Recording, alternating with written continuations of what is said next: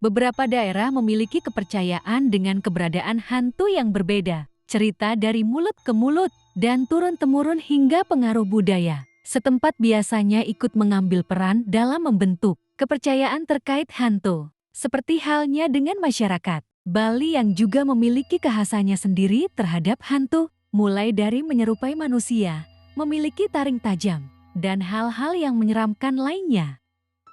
Adapun hantu menurut kepercayaan masyarakat Bali, yang paling terkenal adalah leak. Lalu apa saja hantu-hantu di Bali yang menyeramkan selain leak? Inilah beberapa hantu menyeramkan yang ada di Bali. Kemangmang. Kemangmang adalah salah satu makhluk halus yang berasal dari Pulau Bali. Makhluk ini dipercaya memiliki ciri tidak memiliki badan, kaki, dan tangan. Kemangmang hanya terdiri dari kepala saja. Bentuk dari kemangmang seperti buah kelapa yang bolong seperti digigit tupai. Bagian lubang tersebut konon berfungsi sebagai mulut. Terbayang bukan betapa mengerikannya ketika kelapa yang biasa kita lihat memiliki bentuk yang menyerupai kepala buntung. Kemangmang memiliki ciri-ciri tertentu dan sering ditemukan di perkebunan atau persawahan pada malam hari. Bisa dibilang bentuk setan ini hampir serupa dengan wujud setan asal tanah Jawa, ialah gundul perengis. Hantu ini sering ditemukan di areal perkebunan atau persawahan pada malam hari. Saking sering dan mudahnya mereka ditemukan, maka kemangmang pada zaman dulu tidak digolongkan sebagai makhluk halus tapi digolongkan sejenis binatang atau hama. Kemangmang sendiri tidak berbahaya. Dia hanya jahil dan menampakkan dirinya untuk menakut-nakuti saja. Berbeda dengan gundul perengis hantu dari tanah Jawa, yang menakut-nakuti juga menggigit sasarannya hingga tak dapat bergerak lagi.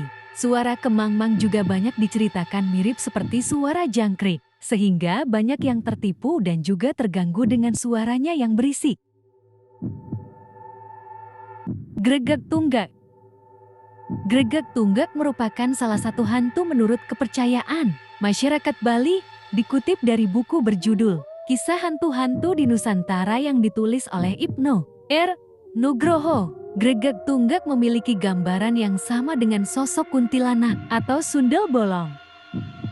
Konon, hantu ini suka bermain dengan anak kecil. Tak itu saja, Gregeg Tunggak juga suka tempat yang lembab dan sebagainya.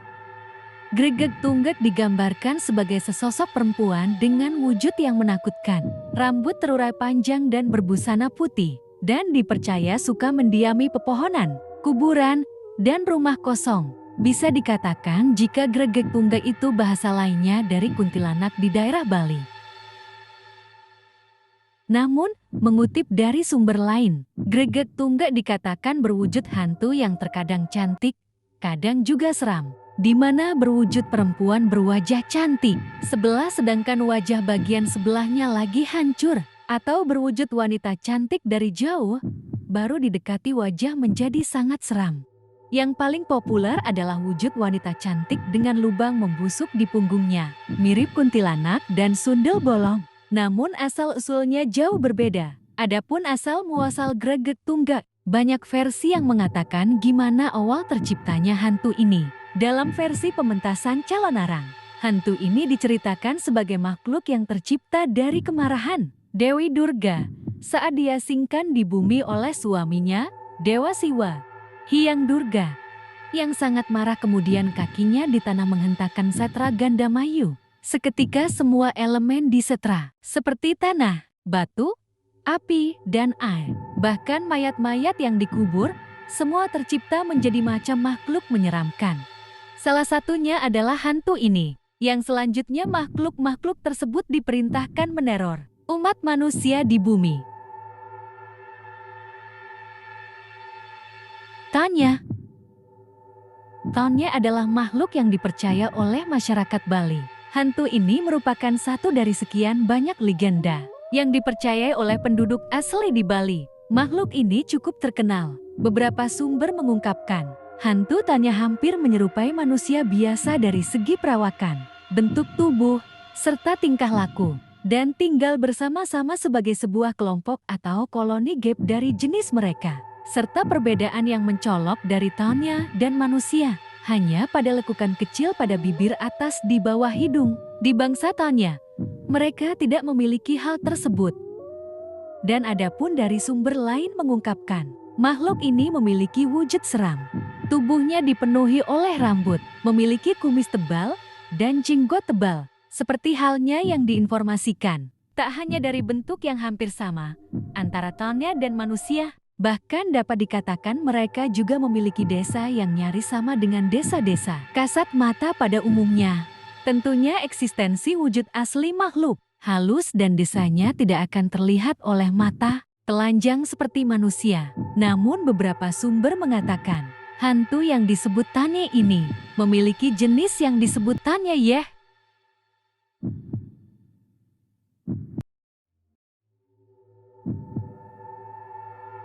Tanya Yeh. Tanya Yeh adalah makhluk halus dari bangsa Tanya yang suka menempati daerah perairan seperti laut, danau, sungai, rawa-rawa, atau sendang. Tanya Yeh merupakan makhluk halus yang memiliki kemampuan berubah menjadi berbagai wujud seperti ular besar atau ikan besar berbentuk aneh. Tona berarti makhluk halus berjenis Tonya dan Yeh berarti air. Dalam kepercayaan Bali, Tanya Yeh adalah makhluk halus dari bangsa Tonya. Bangsa Tonya biasanya suka menempati daerah perairan, seperti laut, danau, sungai, rawa-rawa, atau sendang.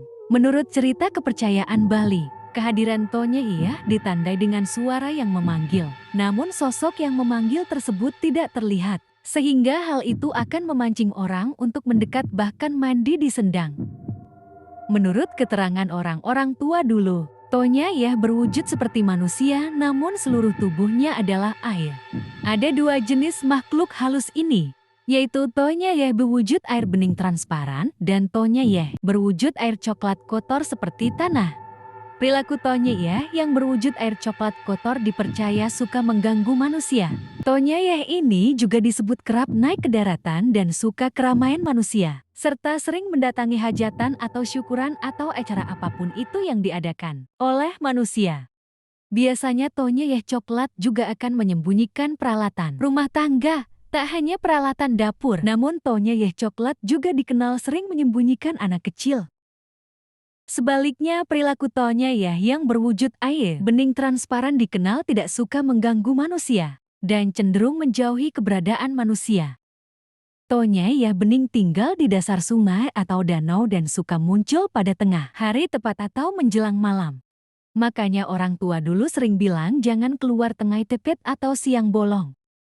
Wujudnya Tanya Yeh bening ini seperti air yang keluar menyembul dari sungai dan berukuran setara dengan manusia, atau berwujud bayangan transparan, lalu menghilang.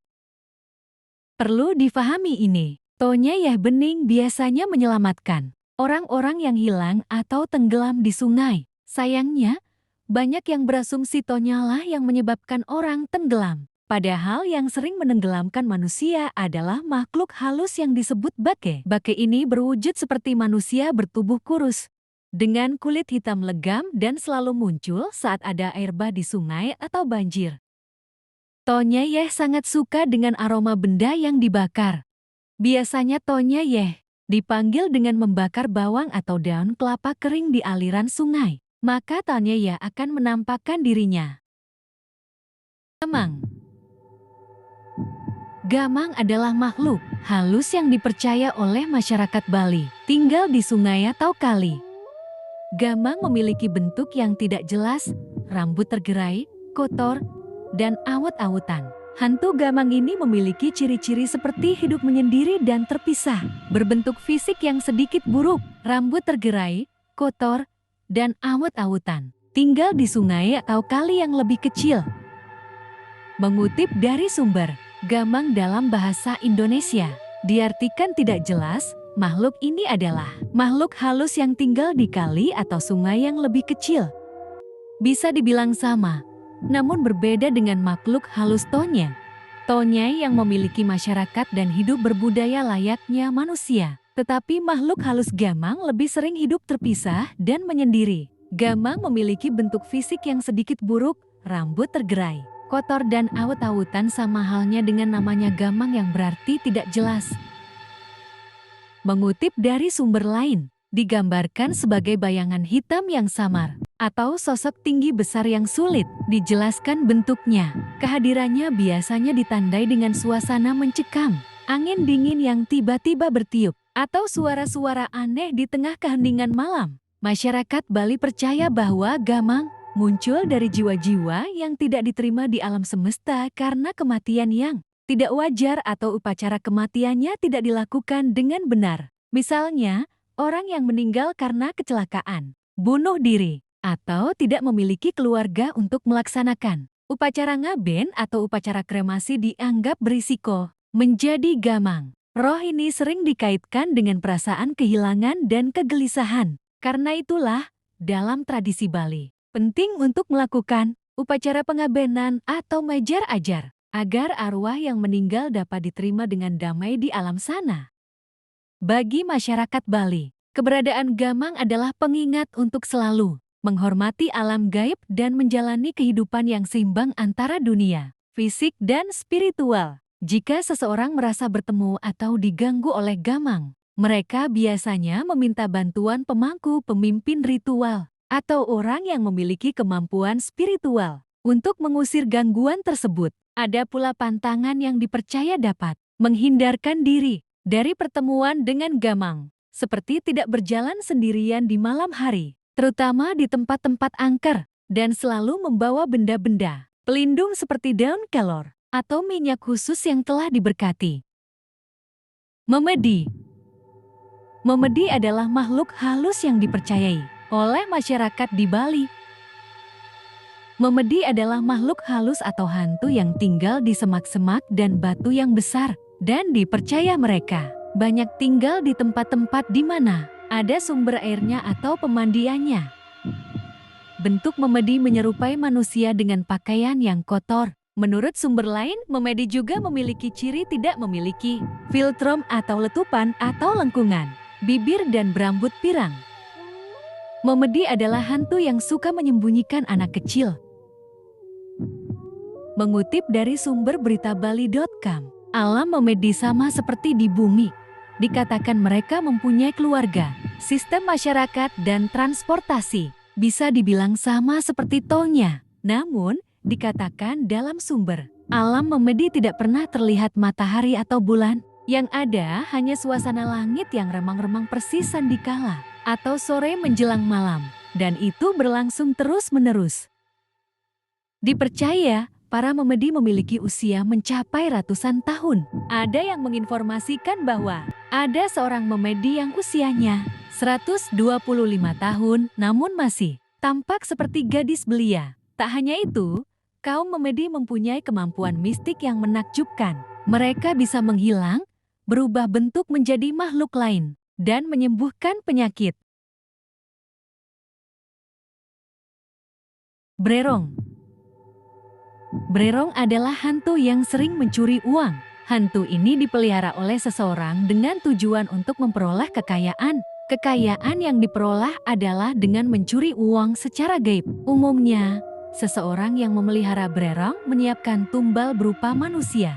Selain itu, majikan dari brerong harus membuatkan sesajen dan terdapat perjanjian tertentu yang harus dipenuhi.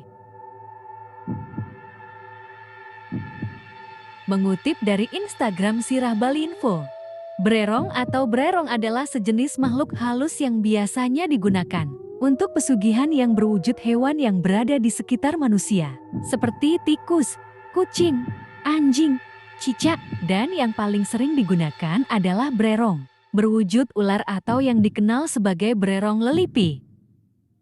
Makhluk ini biasanya dipelihara oleh seseorang dengan tujuan untuk mencuri uang secara gaib. Ada banyak versi wujud brerong lelipi ini. Ada yang menyebutkan makhluk ini berwujud ular hitam seukuran jari kelingking. Ada juga yang mengatakan berwujud seekor ular besar, namun bisa mengecilkan dirinya hingga seukuran jarum. Ada juga yang berbeda pendapat, yang mengaku pernah melihat brerong lelipi secara langsung, bahwa makhluk gaib ini berwujud seekor ular berukuran besar, yang di punggungnya terikat sebuah karung besar.